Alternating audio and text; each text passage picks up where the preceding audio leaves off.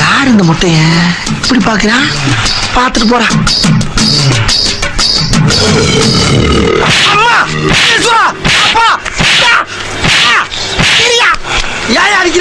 ஏண்டா ஒரு மனுஷனை எவ்வளவு நேரம் திட்டுவேன்? திட்டனா?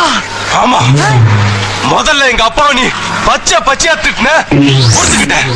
எங்க அம்மாவை கொச்சையா திட்டின, பொறுத்துக்கிட்டேன். எங்க அக்கா தங்கச்சிங்கள அக்கா பிரிச்சு மேஞ்ச, அதையும் பொறுத்துக்கிட்டேன்.